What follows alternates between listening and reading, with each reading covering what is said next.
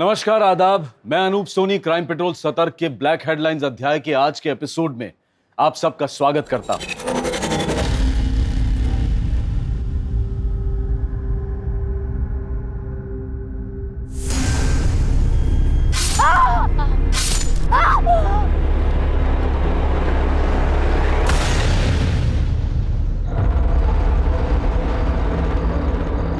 तो सेठ लोगों, यो है आज की बोली जो 15,000 से शुरू हुए हैं। तो लगाओ 16,000, 17,000 और बढ़ो 25,000। ये बात 25,000 से आगे कोई है कि निकल गई सबकी हवा? तो ये सौदा 25,000 में तय हुआ। आजा हुकुम, ले जाओ। तो आज की बोली यो रही 25,000 की, और यो है आज की दूसरी बोली 16 साल की छोरी। देख रहे हो ऊपर से नीचे तक, लगा बोली। 5,000, 6,000 है? निकाल भिखारी को। 15,000। 15,000 से आगे कोई? बस। और कोई? हुकुम, ये हमारी छोरी से, इसने भी हमारे साथ ले लो ना। 20,000। 20,000 से आगे? ये लो हुकुम, ले जाओ। तो आज की यह बोली दोनों माँ बेटी का 45,000 में सौदा तय हो गया। मासा, छोरा। हुकुम, बस एक आखिरी एहसान कर दो ना हमारे पे। हमारे छोरे ने भी साथ ले लो ना। इसमें खरीदने के लिए आपने पैसे नहीं देने पड़ेंगे। ये तो मुफ्त में आ जाएगा। आपने सब्जी, कपड़े, जानवर और रोजमर्रा की जरूरतों का बाजार लगते अक्सर देखा होगा, लेकिन आज 21वीं सदी में इस तरह से एक औरत और एक नाबालिग की बोली लगते हुए नहीं देखा होगा। 2020 में भी समाज की कथनी और करनी में भयानक अंतर दिखाई देता है, जो उन सारे दावों की पोल खोल देता है कि आज औरतें पुरुषों के साथ कंधे से कंधा मिलाकर चल रही हैं। क्योंकि हमारे समाज में आज भी ऐसे बहुत से लोग मौजूद हैं जो औरत को सिर्फ इस्तेमाल की वस्तु समझते हैं, जिसके हिसाब से औरतों के पास सिर्फ कर्तव्य है, अधिकार नहीं।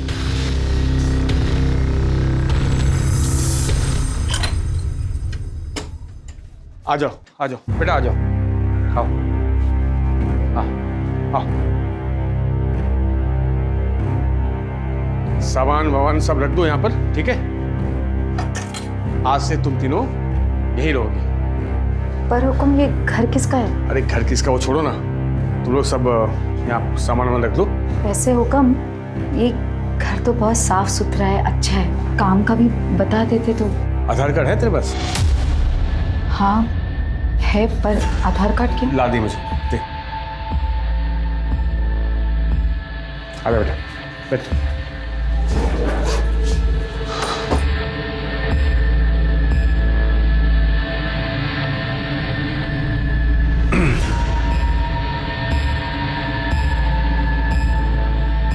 मैं एक काम करता हूँ, घर का कुछ ज़रूरी सामान लेकर आता हूँ, तब तक तुम लोग आराम करो।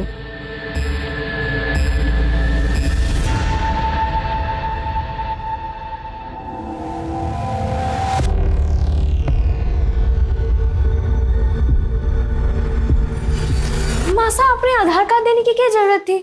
बोल देते ना नहीं है। अरे छोरी, हमारा दिमाग नहीं चला ना उस वक्त। उन्होंने मांगा, मैंने दे दिया। दिमाग ना चला मतलब? थारी इन्हीं हरकतों की वजह से आज हम यहाँ हैं। क्या जरूरत है आधार कार्ड देने की? तो छोरे, शांति रख। वहाँ कौन से मजे में थे? अरे ना काम था ना खाने को था। हम दोनों ने ना भूखा नहीं मारना चाहती, इसलिए यहाँ आने के लिए राजी हो गई। और तुम दोनों मने खामखा में सुना रहे हो। चलो कोई ना, सब ठीक हो जाएगा। कैसे ठीक होगा? अब तो तुमने आधार कार्ड भी दे दिया, अब तो मैं ऐसे भाग भी ना सकते।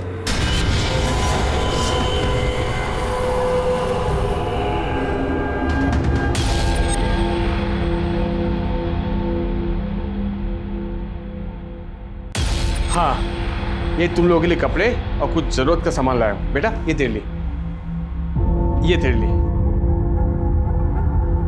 ये तेरे लिए, और मैं तुम लोग के लिए मोबाइल भी लाया, तीनों के लिए, ठीक है? और ये फाइल तेरे लिए। हाँ, एक भूल गया, ये आधार कार्ड। फोन तो नया है। कम हाँ ये सब आपने हमारे लिए किया? बिल्कुल। अब ये मोबाइल फोन दे दिया है तो इसमें अपना फोन नंबर भी दे देते तो। वो सब बाद में, पहले मुझे तेजस्वी का गिफ्ट तो देने दो। ये लो बेटा, तेरे लिए, जा खेल। अरे ऐसे क्या देख रही है? साड़ी पहन के नहीं दिखाएगी मुझे? जा उस कमरे में जा। और तू खड़ी खड़ी यहाँ क्या कर रही है? जा उस कमरे में कपड़े बदल के आ, जा।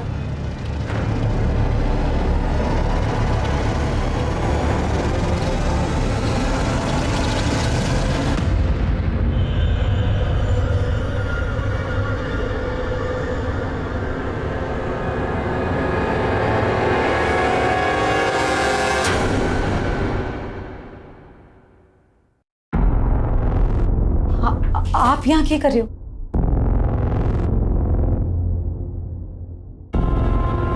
45,000 दिए हैं तेरे और तेरी बेटी के लिए। नई साड़ी, मोबाइल, रहने को घर, ऊपर से खर्चा अलग। वसूलना तो बनता है ना। वसूलना?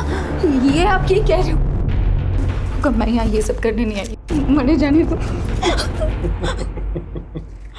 तेरी जैसी खूबसूरत औरत को मजदूरी के लिए कौन बेवकूफ खरीदेगा बावली? कुछ नहीं।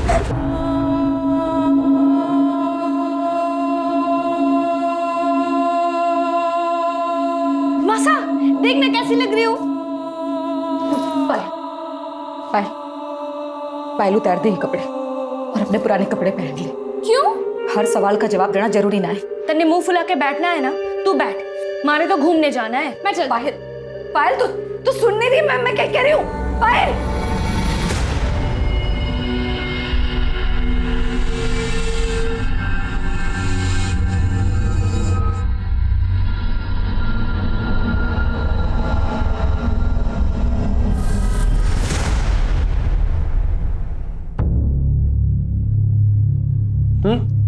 मेरा हो गया, मुझे मत दो। एक बात पूछनी थी। रोज रात में तो आप हमारे साथ तो रहते नहीं, तो फिर कहाँ जाते हो?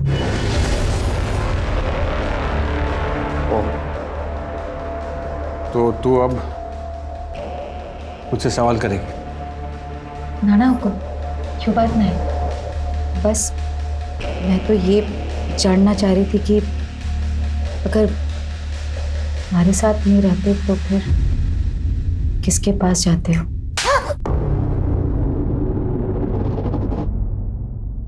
औकात में रह तू अपनी। खरीदा है मैंने तुझे, खरीदा है। शादी नहीं हुई हमारी जो बीवी का नाटक कर रही है तू। ये तो जानना चाहूं कि शादी कब करोगे? तू पैसे की औरत, तेरी से कोई शरीफ आदमी शादी करेगा? हाँ सारा मूड खराब कर दिया मेरा। मासा कहाँ जा रहे हो? क्यों देखने कि शरीफ आदमी रोज रात में आखिर जाता कहाँ है?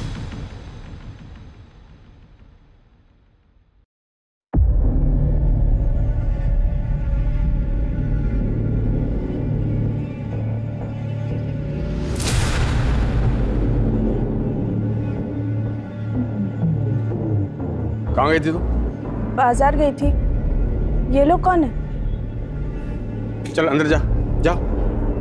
हाँ मगर ये है कौन? चल बताता हूँ, चल चल।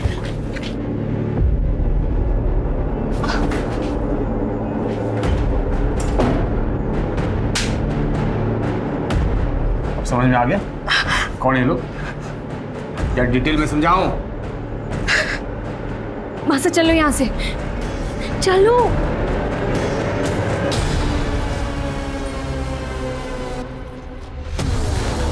तेरी इतनी हिम्मत! मेरा पीछा करते हुए यहाँ तक आ गई। अब समझ में आ गया ना मैं रात को कहाँ जाता हूँ? समझ में आ गया? तुम्हारे पास ऐसे नहीं करेगी वो फिर।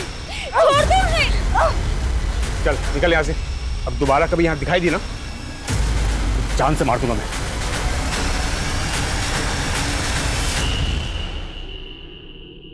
मिश्रा, मुझे पता लगा है पॉलिटिकल फंक्शन में तुमने फोर्स कम भेजी, ऐसा क्यों? सर बाकी की फोर्स मैंने सिविल हॉस्पिटल में भेजी है। सर, गौतम नगर के पीछे वाले एरिया में एक डेड बॉडी मिली है। चलो गाड़ी निकालो।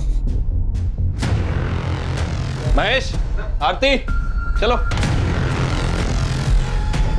मारी मासा सब मारी मासा और दीदी पता नहीं कहाँ चली गई है। सब उन्हें ढूंढना। घबराओ नहीं, आराम से बताओ क्या हुआ तुम्हारी मासा और दीदी को? मारी मासा और दीदी 2 दिन पहले घर से निकले थे, अब तक वापस नहीं आए। घबराओ नहीं, हम ढूंढ लेंगे तुम्हारी मासा और दीदी को। दामिनी, बच्चे को पानी वानी पिला के इसे शांत करो, इसकी स्टेटमेंट ले लो। जाओ बेटा दीदी के साथ। मिश्रा चलो।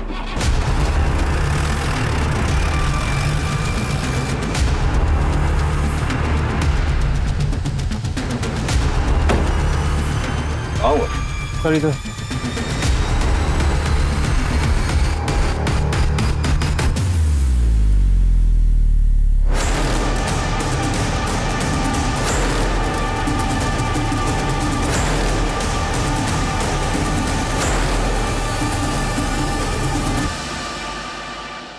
बॉडी पर चाकू जैसे किसी चीज से वार किए गए, लेकिन इतने सारे, पीठ पे, गले पे, चेहरे पे, हाथों पे। मल्टीपल वाला इस हद तक नाराज था, इस हद तक नफरत करता था, कौन हो सकता है?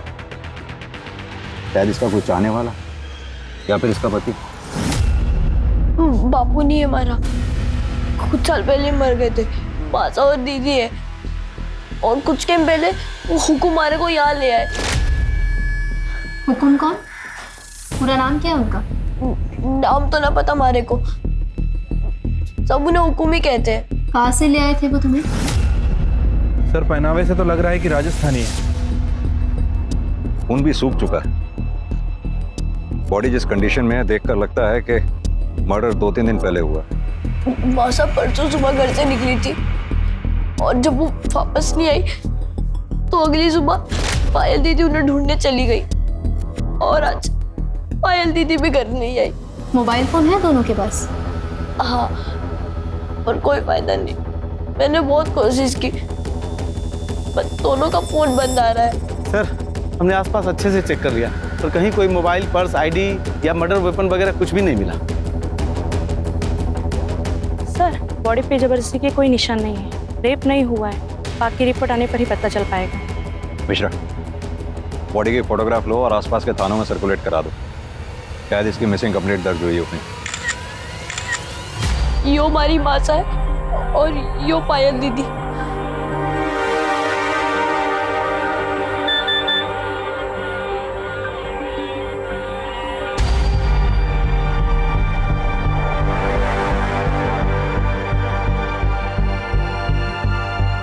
बेटा, तुम्हारी माँ के हाथ पे कुछ गुदा हुआ है क्या, या कोई निशान? हाँ, माँ के सीधे हाथ पे यहाँ ओम का निशान है।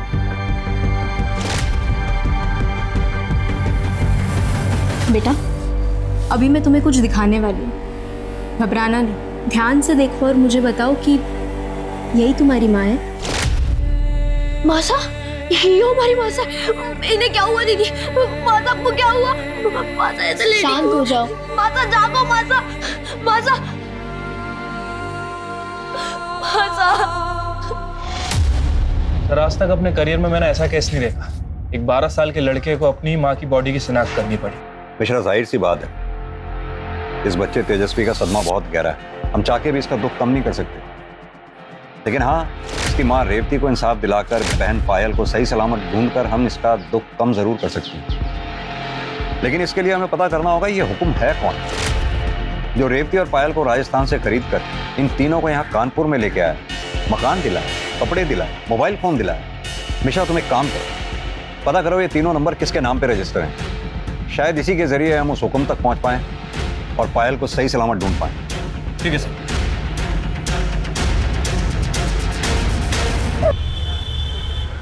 सर तेजस्वी ने हुकुम का ये स्केच बनवाया।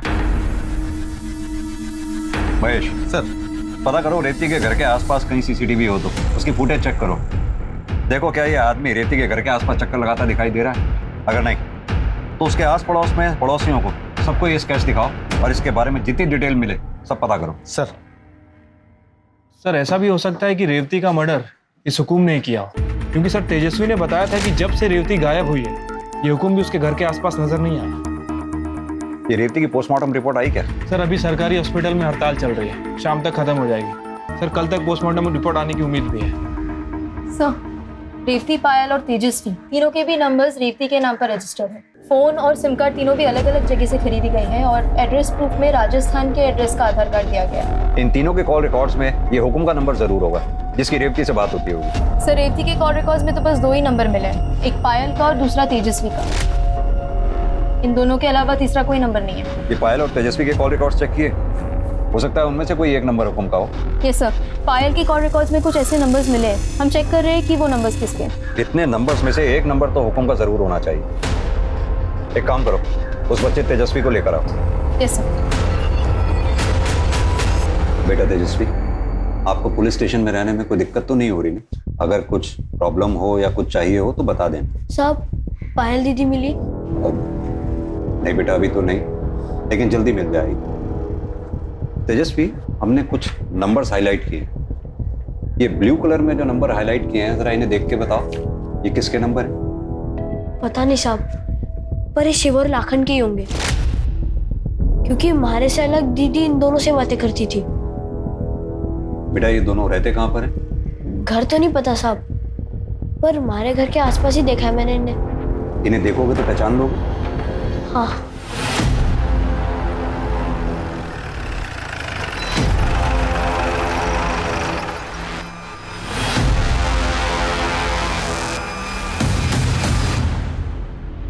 साहब वो दोनों है।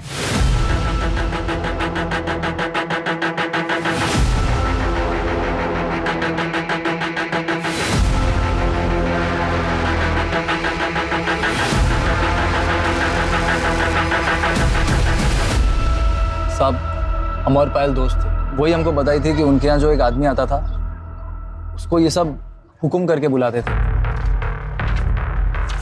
क्या यही है वो आदमी? हाँ साहब यही है। तुम दोनों पायल से दोस्ती का नाटक कर रहे थे ना? चल क्या रहा है ये सब?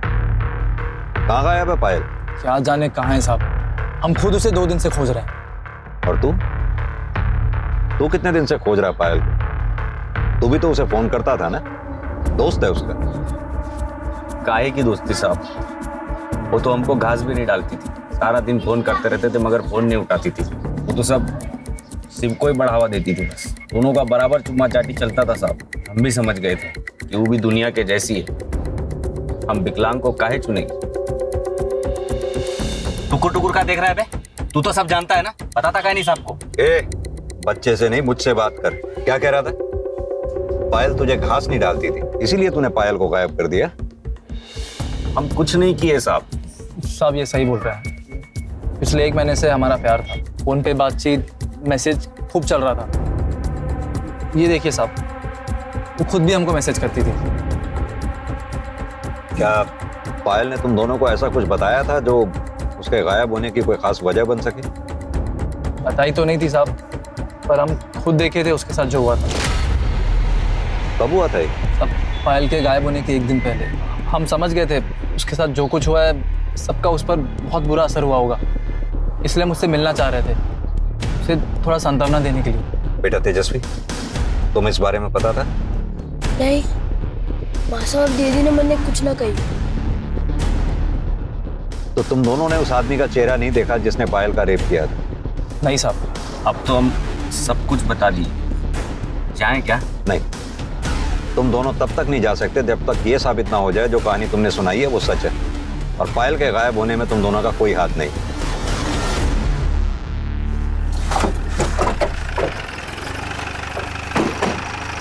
लेके आओ। सर रेवती के घर के आसपास की सीसीटीवी फुटेज आ गई जिसमें ये हुक्म साफ साफ दिखाई दे रहा है। पॉज करना, प्ले करो। ये बाइक के नंबर प्लेट पे जूम करना था। अब यही आदमी हमें इस हुक्म तक पहुंचाएगा। आरटीओ से इस बाइक की डिटेल्स निकलवाओ। ये जो कोई भी है इसे उठा के ले आओ। सर हमारा नाम गोपी है और ये आदमी हमें ही है। ये हमें पता है। अब उसके बारे में बता जिसके गले लग रहा है तू। साहब ये हरीश यादव है, हमारा पुराना दोस्त। बहुत साल से हम एक दूसरे के टच में नहीं थे, लेकिन कुछ दिन पहले जब हम उसको देखे तो मिल लिए और 4 बातें हो गई। अबे और आगे हो क्या? अंधा है क्या? इतना नहीं है। अरे क्या बात है हरीश मेरा भाई, कैसा है यार? बढ़िया यार, तू बता कैसा है? मैं बहुत बढ़िया हूँ। अब 2 मिनट की बस मुलाकात थी साहब, बस। कहाँ रहता है तेरा ये हरीश यादव? बचपन के दोस्त हैं ये। पहले वो सुमन बिहार में रहता था। अभी कुछ दिन पहले जब हम वहाँ गए तो पता चला बहुत पहले ही वहाँ से कहीं शिफ्ट हो गया है। अभी कहाँ शिफ्ट हो गया साहब ये हमको नहीं पता। इतने साल बाद मिला, उसे नया पता नहीं मांगा? फोन नंबर तो होगा। नंबर मांगे थे साहब उससे, लेकिन वो टाल दिए। वो ना देना चाहते होंगे तो हम फिर जोर भी नहीं डाले। फिर साहब वो अपने रास्ते और हम अपने रास्ते। तो साहब हम जितना जानते थे हम सब बता दिए। अब हम जा सकते हैं। मिश्रा, इसके एक फोटो ले लो रिकॉर्ड में रखने के लिए। गोपी के जरिए हरीश यादव तक पहुंचने की पुलिस की उम्मीद जाया हो चुकी थी और इसी बीच पुलिस ने तेजस्वी को एक एनजीओ में रहने के लिए भेज दिया, जहां से वो अपनी बहन के मिलने की उम्मीद में हर रोज फोन करता था। लेकिन फिलहाल पुलिस के पास उसे सांत्वना के अलावा देने के लिए और कुछ नहीं था। चारों तरफ अपने हाथ पैर मार रही थी और फिर अचानक उन्हें पायल के बारे में पहली लीड मिली। आपके पड़ोसी विष्णु यादव के यहाँ कुछ गड़बड़ चल रही है, मैं कुछ समझा नहीं। अरे सर, उन्होंने 16-17 साल की लड़की को घर में कैद करके रखा है, वो भी बिना कपड़ों के, सिर्फ चादर में। हमने खुद देखा है उसे खिड़की पर खड़े हुए। जिस लड़की को उन्होंने कैद कर रखा है उसी को खिड़की पे हवा खाने खुला छोड़ दिया। अरे मैडम, हम झूठ थोड़ी बोल रहे हैं। हम यहाँ पे अपना समय खराब करने नहीं आए हैं। दामिनी, ध्यान से देखो, यही थी वो लड़की? हाँ हाँ साहब, बिल्कुल यही लड़की थी।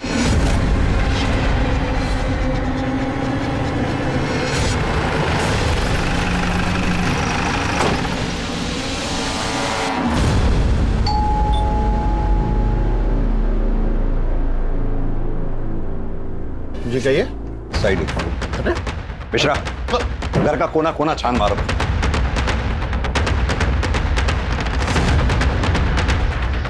सर बताएंगे आप क्या ढूंढ रहे हैं? आप हमें अपना काम करने दीजिए। पर हुआ क्या? क्या चाहिए आप लोगों को? सब पता चल जाएगा।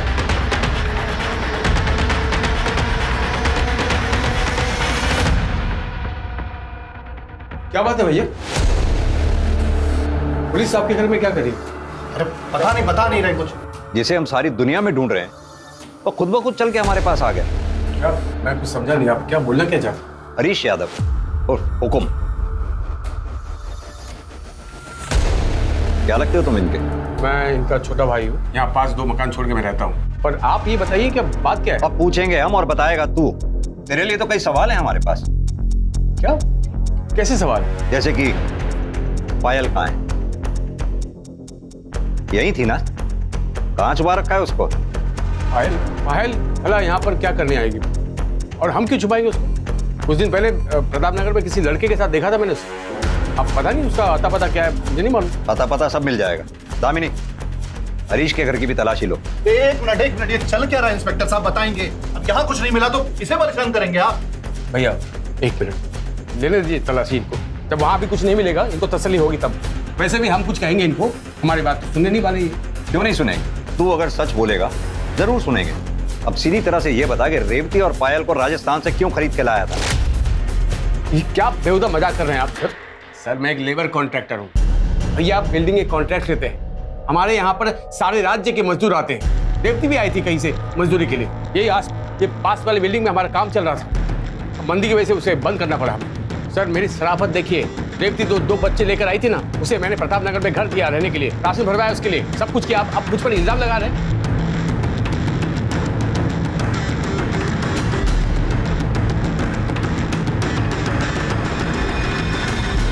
तू तो बहुत दयावान निकला। अगर इतनी ही दया थी तो जब रेवती 2 दिन से गायब थी तो थाने आया क्यों नहीं उसके बारे में पता करने के लिए? 2 दिन तो मैं वहां पर गया भी थी, तो मुझे कैसे मालूम पड़ेगा सब उसके बारे में? और सर आज मैंने अखबार में पढ़ा कि उसका मर्डर हो गया। सर पायल वहाँ भी नहीं मिली। खामखा आप लोग विमला जी, हमें उस घर में ऐसी कोई लड़की नहीं मिली जिसे उन्होंने कैद करके रखा। इनफैक्ट हमने उस कमरे में भी देखा, वहां पर भी कोई नहीं था। सर ये दोनों भाई ना बहुत धूर्त और मक्कार है, झूठ बोल रहे हैं वो। सर आप उस पागल औरत विमला की बात पर भरोसा कर रहे हैं? आप उसे पायल की जगह किसी और की फोटो दिखाते ना, तब भी वो यही कहती। क्योंकि सच तो ये, उसने किसी लड़की को देखा नहीं आपस में। वो बस हमें परेशान करने के लिए ये सब कर रही है। सर हम ठीक ठीक बताते हैं आप। ये जो औरत है ना विमला, इसका पति है प्रदीप, कॉन्ट्रैक्टर है, बिल्डिंग बनाता है वो भी।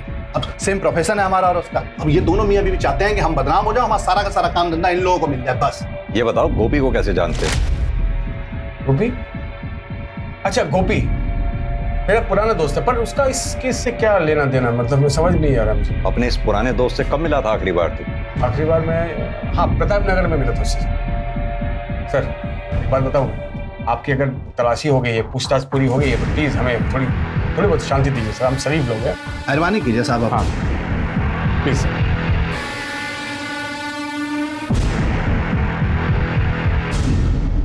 ये हरीश यादव का कच्चा चिट्ठा निकालो, कॉल रिकॉर्ड्स, मोबाइल रिकॉर्ड्स सब निकलवाओ, और ये विमला ठाकुर की क्या कहानी है पता करो। सर विमला ने यादव परिवार पे जितने भी इल्जाम लगाए थे सारे के सारे बेबुनियाद थे। वो ये काम उन दोनों भाइयों को फंसाने के लिए कर रही थी। यानी कि विमला ने किसी लड़की को खिड़की में देखा है, ये बात झूठ भी हो सकती है? हो सकती है सर। चाहे ये लड़की वाली बात झूठ भी हो, लेकिन फिर भी इन यादव भाइयों के बीच कुछ तो चल रहा है। मैंने नोटिस किया जब हम हरीश और विष्णु से बात कर रहे थे तो हरीश की बीवी बीना यादव कुछ घबराई हुई थी। ये पोस्टमार्टम रिपोर्ट अभी आई है नहीं? सर अभी तक हड़ताल कंटिन्यू चल रही है। वैसे मेरी डॉक्टर से बात हो गई है, उनका कहना है कि जैसे ही हड़ताल खत्म होगी वो हमें रिपोर्ट भेज देंगे। ये हरीश के कॉल रिकॉर्ड्स और मोबाइल लोकेशन रिकॉर्ड से कुछ पता चला कि मर्डर के समय वो कहाँ पर था? सर कुछ खास तो पता नहीं चला। सर अगर थोड़ी समय के लिए मान लेते हैं कि रेवती का मर्डर 26 फरवरी को दोपहर से रात के बीच में कभी हुआ होगा, सर उस टाइम इनफैक्ट उसके एक दिन बाद 1 बजे तक हरीश के फ़ोन की लोकेशन उसके घर की ही थी। हाँ तो ये भी तो हो सकता है कि हरीश ने अपनी एलिबाई क्रिएट करने के लिए मोबाइल घर पर छोड़ दिया हो, और कुछ सस्पिशियस जो कॉल रिकॉर्ड से निकला हो। गोपी हम तो झूठ बोल रहा था सर, उसके पास हरीश का कॉन्टैक्ट नंबर नहीं था, लेकिन हरीश के कॉल रिकॉर्ड सच्ची कहानी बयान कर रहे। गोपी पिछले 1 महीने से हरीश से बात कर रहा था। उठा के लाओ इस गोपी को। सब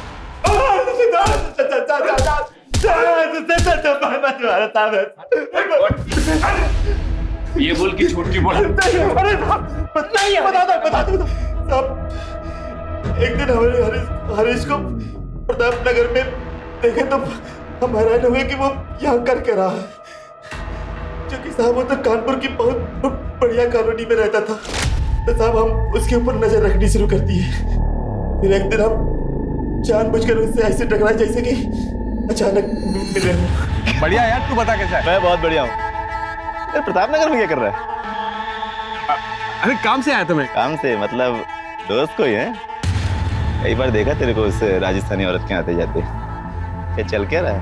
वो गरीब औरत है यार, पति नहीं, 2 बच्चे हैं, तो थोड़ी बहुत मदद कर देता हूँ यार, बस इंसानियत के तौर पर यार। तू तो जानता मैं शादीशुदा हूँ। अब हरीश अच्छी तरह जानता था कि वो हमको मना नहीं कर सकता, नहीं तो हम उसकी पोल खोल देंगे। तो हम उससे पैसे हटने लगे। फिर हमको लगा कि पैसे से ज्यादा हमें और भी कुछ मिल सकता है।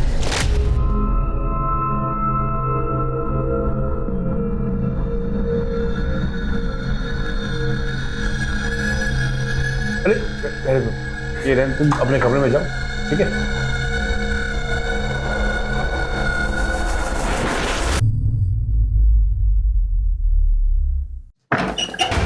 सब आप यहाँ क्या कर रहे हो?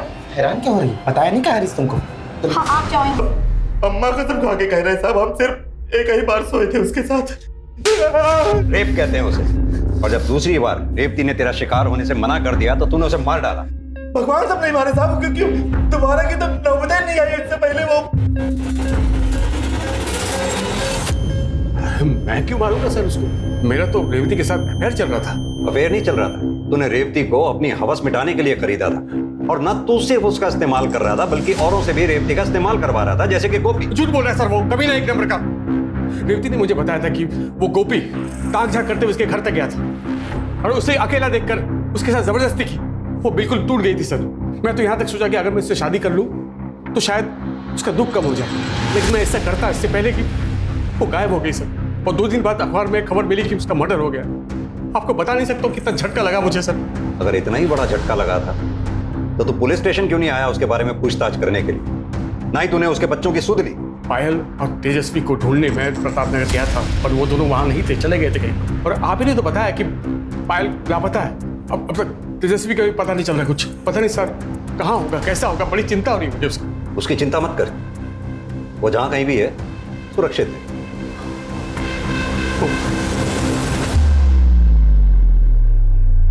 सर आपने इस हरीश को जाने क्यों दिया? साफ साफ दिख रहा है सर सीधा बनने की कोशिश कर रहा है। समझ तो मुझे भी आ रहा है मिश्रा, लेकिन इस हरीश के खिलाफ हमारे पास कोई ठोस सबूत भी तो नहीं है। सर ऐसे तो सबूत शिव और लाखन के खिलाफ भी नहीं है। छोड़ दो उन्हें। लेकिन सर देखो मिश्रा, इन तीनों का कनेक्शन पायल से है, तो पायल जरूर इन तीनों में से ही किसी एक के पास होगी। ये जानने के लिए थोड़ा बहुत तो रिस्क लेना ही होगा। सर मुझे लगता है कि हमें यादव परिवार की औरतों से भी बात करना चाहिए, क्योंकि अगर ये विमला सच बोल रही है, मेरे ख्याल से इन औरतों को भी कुछ ना कुछ पता होगा। नहीं मिश्रा, मुझे नहीं लगता यादव परिवार की औरतें अपना मुंह खोलेंगी। मुझे तो वो भी विक्टिम ही नजर आती हैं।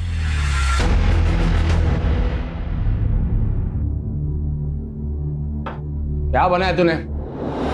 ना नमक है ना मिर्च, एक खाना नहीं बनता तुझसे। खुल क्या नहीं है? ये नीचे कर। और ये सर पर घूंघट क्यों नहीं है? हाँ, और गलती करना चाहती तू?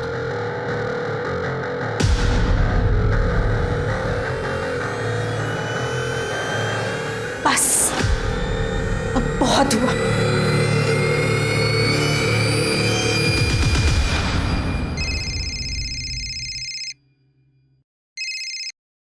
हाँ जी बोली। क्या? एक मिनट रुकिए। सर एनजीओ से फोन है, तेजस्वी का कुछ पता नहीं चल रहा। उन्होंने आसपास बहुत ढूंढा, कहीं मिल नहीं रहा। व्हाट? तेजस्वी के नंबर पे कॉल करो।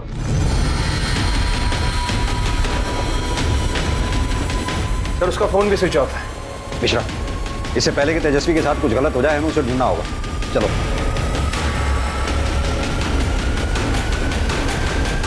तेजस्वी,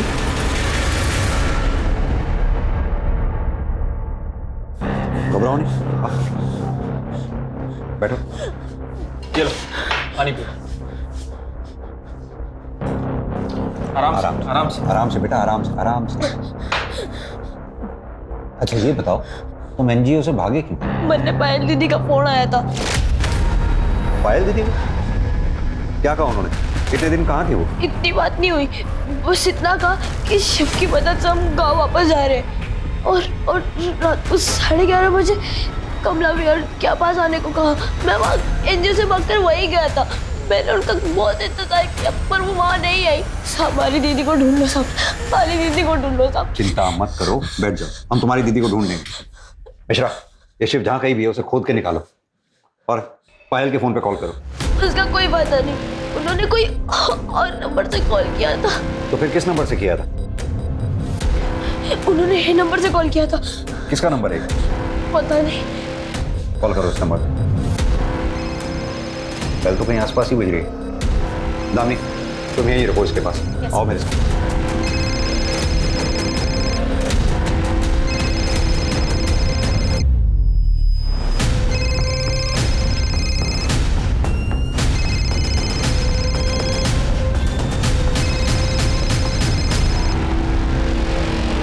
सर 27 मई की शाम को पायल अपनी माँ रेवती को ढूंढने के लिए हमारे घर पर आई थी। फिर हरीश ने बोला कि वो उसकी माँ को ढूंढेंगे, और फिर ये भी बोला कि जब तक उसकी माँ नहीं मिलती है पायल हमारे घर पर रह सकती है और अपने छोटे भाई को भी ला सकती है। मगर ये सब वो सिर्फ उसे बेवकूफ़ बनाने के लिए बोल रहा था। उसके बाद हरीश ने विष्णु के घर में ले जाकर पायल को कैद कर दिया।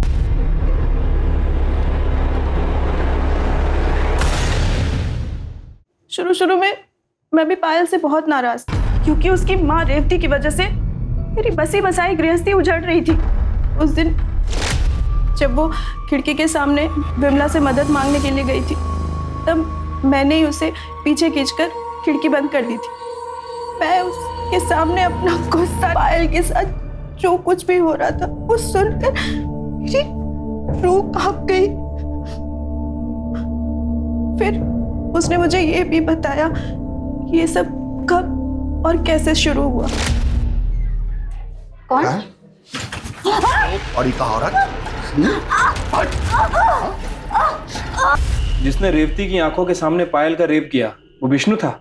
अगर पायल विष्णु के घर पे थी तो हमें उस दिन क्यों नहीं मिली जिस दिन हम विष्णु के घर पे पायल को ढूंढने गए? क्योंकि सर हरीश ने आपकी गाड़ी को विष्णु के घर के सामने खड़े होते देख लिया था। इससे पहले कि आप घर के अंदर जाते, वो पीछे के दरवाजे से घर के काफी पहुंचे हुए हैं दोनों भाई। ये पायल अभी भी आपके घर में है? नहीं सर, मुझे पता था कि आज हरीश और विष्णु घर लेट आने वाले हैं, इसलिए मैंने पायल को भगाने का प्लान बनाया। उसे अपना फ़ोन दिया और उसने अपने बॉयफ्रेंड शिव और अपने छोटे भाई को फ़ोन करके ये बोला कि वो कमला विहार मतलब मेरे घर के पास रात को आ रहे। उसके बाद क्या हुआ? 11:30 बजे वो घर से निकली और उसके जाते ही आधे घंटे बाद हरीश और विष्णु घर आ गए। जब उन्होंने देखा कि वो घर से भाग गई है तो वो दोनों उसे ढूंढने के लिए निकल गए। सर, अगर उन दोनों ने उसे ढूंढ लिया तो उसे जान से मार देंगे। सर प्लीज आप कुछ कीजिए सर, इससे पहले कि वो उन्हें ढूंढे आप प्लीज उसे बचा लीजिए। आप चिंता नहीं करो मिश्रा, चलो। सर, इंडस्ट्रियल एरिया के पास वाले जंगल में एक जवान लड़की की लाश मिली है। What?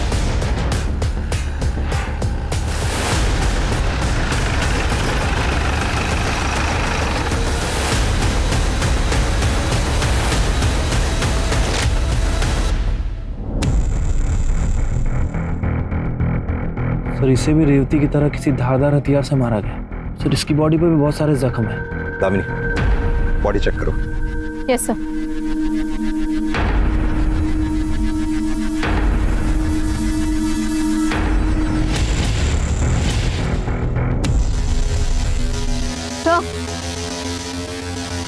सर, मर्डर के पहले रेप हुआ ये एग्जैक्टली नहीं कह सकते, पर रेप हुआ जरूर है क्योंकि शरीर और प्राइवेट पार्ट पे निशान है। मिश्रा, बॉडी को पोस्टमार्टम के लिए भिजवाओ और ये विष्णु और हरीश जहां कहीं भी हो उठा के ले आओ। सर,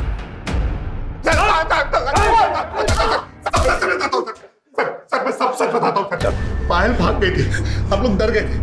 हम दोनों भाई बाहर जाकर पायल को ढूंढ रहे थे, बहुत ढूंढा सर, लेकिन वो नहीं मिली।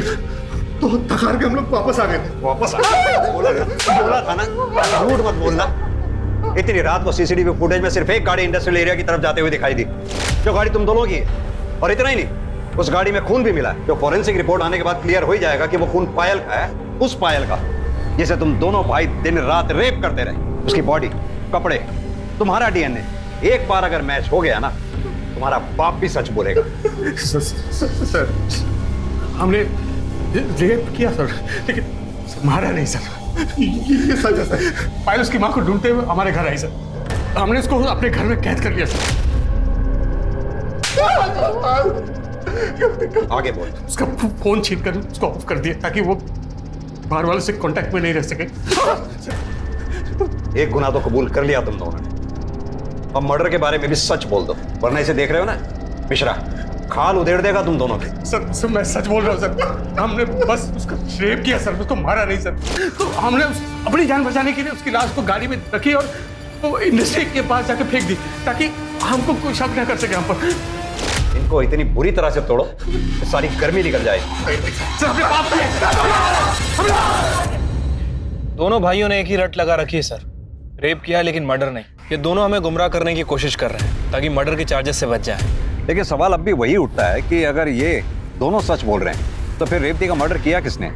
पुलिस के सामने रेवती और उसकी बेटी पायल की हत्या की एक गुत्थी थी जो सुलझ नहीं पा रही थी। संदिग्धों की लंबी लिस्ट थी, लेकिन बिना किसी सबूतों के किसी एक को दोषी मानना बहुत मुश्किल हो रहा था। एक मुश्किल यह भी थी कि हड़ताल की वजह से पोस्टमार्टम रिपोर्ट नहीं आई थी जिससे जानकारी साफ हो पाती। इसलिए पुलिस ने यह तय किया कि अर्जेंट बेसिस पर पोस्टमार्टम के लिए दोनों बॉडीज को लखनऊ भेजा जाए। सर, पीएम रिपोर्ट आ गई। फाइनली आई गई? हाँ सर, पायल का जब मर्डर हुआ वो प्रेग्नेंट थी और सर दोनों के साथ गैंगरेप हुआ है। सर दोनों के साथ गैंगरेप हुआ है। रिपोर्ट में साफ साफ मेंशन है। सर बॉडी पे जितने भी घाव हैं वो 2 से 3 इंच गहरे हैं। मतलब सर जिसने मर्डर किया उसके हाथों में ज्यादा जान नहीं थी, इसलिए इतने गहरे घाव नहीं कर पाया। मौत घाव की वजह से नहीं बल्कि बहुत ज्यादा खून बहने की वजह से हुई। इसीलिए पायल की बॉडी पर 50-60 वार किए गए थे। मिश्रा, ये काम हरीश, विष्णु या शिव का नहीं, किसी और का है। सर आपने उस दिन लाखन को नोटिस किया था, उसके हाथ बहुत कमजोर लग रहे थे। हाँ, लेकिन चलो अगर मान भी लिया जाए लाखन के पास पायल को मारने का मोटिव हो सकता है, लेकिन वो रेवती को क्यों मारेगा? जो हाथ सीधी तरह से चाय का गिलास नहीं पकड़ पा रहे थे, चाकू कैसे पकड़े? सर अगर लाखन नहीं है फिर ये मर्डर किसने किया? तो तुमने मारा रेवती और पायल को? क्यों मारा उन दोनों को?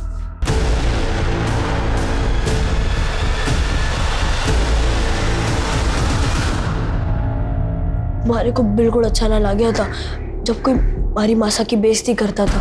वो हुकुम 2 पैसे की औरत कही थी उसने हमारी मासा को।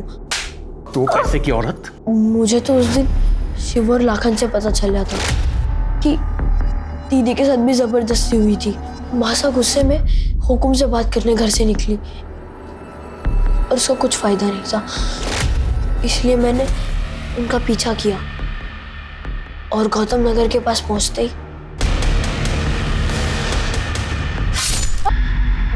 जब मासा घर ना लौटी तो पायल दीदी बहुत घबरा गई थी। वो घर से निकली और कही कि मासा को ढूंढने जा रही है, फिर वो भी वापस ना आई। फिर मैं आपके पास उसके गायब होने की शिकायत लिखवाने आया। जब मुझे पायल दीदी का फोन आया तो उसने मुझसे कही कि हम गांव वापस जा रहे हैं। मैं बहुत खुश था, उसकी कही हुई जगह पर उससे मिलने भी गया। दीदी, तेजस्वी,